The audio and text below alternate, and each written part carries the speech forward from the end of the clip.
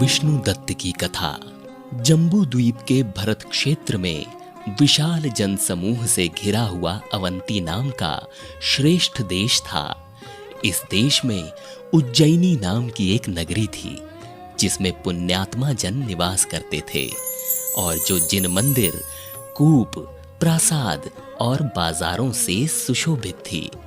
इस नगरी में एक इस प्रकार का मोहल्ला था जहां दुखी, दरिद्री, प्रतिदिन भीख मांगने वाले और दीन हृदय अंधे रहते थे। इन्हीं अंधों में एक विष्णु दत्त नाम का दरिद्र अंधा रहता था। उसकी सोमिला नाम की पत्नी थी जो बोलने में गधे की तरह कर्कशा थी। विष्णु दत्त ने अपने हृदय और मस्तक को अपने हाथों पत्थरों से फोड़ लिया था। वो दांतों में तिनके दबाए रहता था और बाजार में मनोहर गीतों से जनता को अनुरंजित करता हुआ बड़े कष्ट के साथ अपने कुटुंब का पालन पोषण किया करता था। एक दिन विष्णु दत्त का सिर दुखने लगा और वो शरीर से खिन्न होकर अपने घर जमीन पर पड़ा रहा। बेचारा दुखी ब्राह्मण अपनी कुटिया में पड़ा ही था कि इतने में उसकी पत्नी वहां आ पहुंची।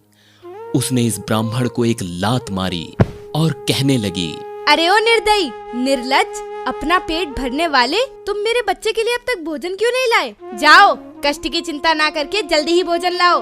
सज्जन बच्चों के पोषण करने में कभी भी मानसिक खेद नहीं करते।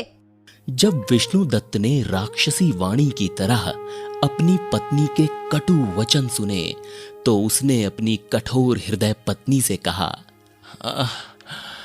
देखो, सुंदर स्त्री, पुत्र, पुत्री, मणि और सोना, धन धान्य आदि सब कुछ तब तक अच्छा मालूम देता है जब तक शरीर निरोग हो।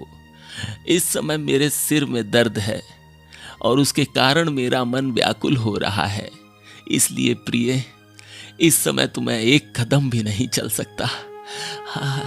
विष्णु दत्त की बात सुनकर सोमिला ने उससे फिर कहा, चाहे तुम्हें कितना भी कष्ट हो, तुम्हें भीख मांगने जरूर जाना पड़ेगा। पत्नी की बात सुनकर विष्णु दत्त ने निश्चय किया कि इससे तो मर जाना कहीं अच्छा है। इस प्रकार निश्चय कर उसने अपने लड़के को साथ में ले लिया और उज्जैनी से चल पड़ा। बाद में वो लड़के को घर ही छोड़ता गया और स्वयं बड़ा दुखी हो दौड़ता हुआ जा रहा था कि रास्ते में उसका मस्तक वृक्षों से टकराया और वो जमीन पर आ गिरा। मस्तक में चोट आ जाने से खून निकल आया और पृथ्वी रक्त रंजित हो गई। लेकिन जैसे ही उसे चेतना आई, उसने धन से भरे हुए घड़े को देखा। रत्नों से भरे हुए घड़े को देखकर उसे बड़ा संतोष हुआ और उसे रोमांच हो आया। वो सोचने लगा, क्या ये स्वप्न है या मुझे धोखा हुआ है? किंतु उसे विश्वास हो गया कि ये घटना सत्य है और अपने को उठने में असमर्थ पाकर वो सोचने लगा कि अब क्या करूं। इतने में उसकी पत्नी उस स्थान पर आ गई। वो इसे खोजती हुई आ रही थी और जैसे ही विष्णु दत्त को यहाँ पड़ा हुआ पाया, उसने उठाने के ख्याल से उसमें एक लात मार दी। लेकिन ब्राह्मण ने कहा, देखो, मुझे ये निधि मिली है और मुझे दिखने भी लगा है। अब तुम मुझे संभाल कर जल्दी घर पहुंचा दो। सोमिला ने जब ये देखा तो उसने उसे उठाया और उसके सिर पर निधि रखकर स्वयं घर की ओर चली गई। विष्णु दत्त भी सूझता बनकर अपने पुण्य का विचार करता हुआ निधि को लेकर शीघ्र ही अपने घर आ गया। जब सोमिला ने अपने पति को सिर पर धन का घड़ा रखे देखा तो उसका मुख खिल उठा और सामने आकर पति के सिर का घड़ा लेकर प्रसन्नता के साथ उसे अपनी कुटिया के कोने में छिपा कर रख दिया। विष्णु दत्त को बैठने के लिए आसन दिया, जल से उसके चरण धोए, विधिवत भोजन कराया और इस प्राप्ति का रहस्य पूछा। विष्णु दत्त ने जिस प्रकार वो ठूंठ से टकराया, दृष्टि लाभ हुआ और निधि की प्राप्ति हुई, सब कुछ सोमिला से कह सुनाया। विष्णु दत्त की बात सुनकर सोमिला को बड़ी प्रसन्नता हुई। वो विष्णुदत्त के साथ बड़ी मीठी मीठी बातें करती हुई सुख सागर में मग्न रहने लगी। एक बार इन दोनों ने समस्त अंधों को सपरिवार आमंत्रित किया और इच्छानुसार खीर आदि के मीठे भोजन कराए, जिससे इन अंधों को बड़ा संतोष हुआ।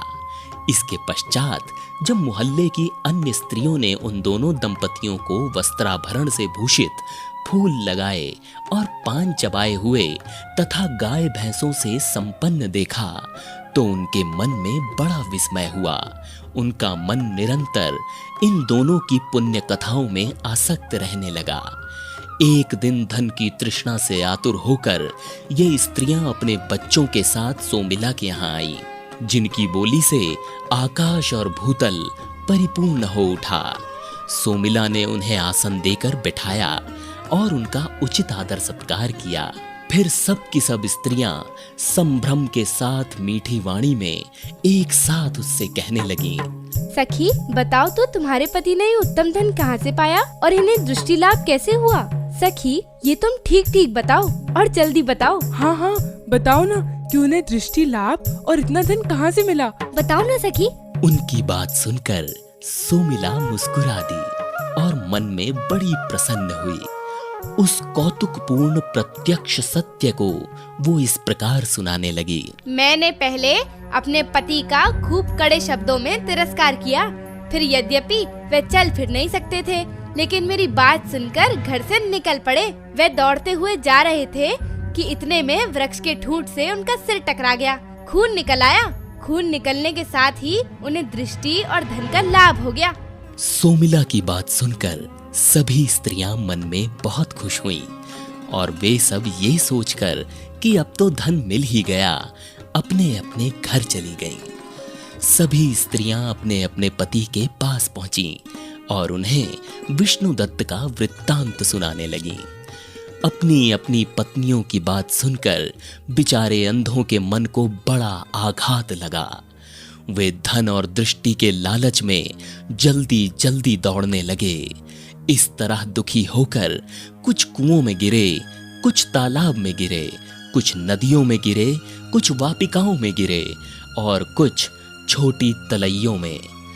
वृक्ष और पत्थरों से टकराने के कारण उनके समस्त अंग भंग हो गए और उन सब ने रौद्र तथा आर्त ध्यान के साथ अशुभ परिणामों से जीवन लीला समाप्त की। तृष्णावश स्थान भ्रष्ट होकर लड़खड़ाते हुए कुछ दुष्ट नरक गति में जा गिरे और कोई तिर्यंच गति में। इस प्रकार यदि विष्णुदत्त ने धन और दृष्टि प्राप्त की तो दूसरों ने मरकर दुख परंपरा। इसलिए संसार में निसंदेह पुण्यात्माओं और पापात्माओं का समान प्रयोजन नहीं हो सकता। पुण्यात्मा अपनी प्रवृत्ति से सुख प्राप्त करते हैं और पापात्मा दुख। इस प्रकार विष्णुदत्त की कथा संपूर्ण हुई।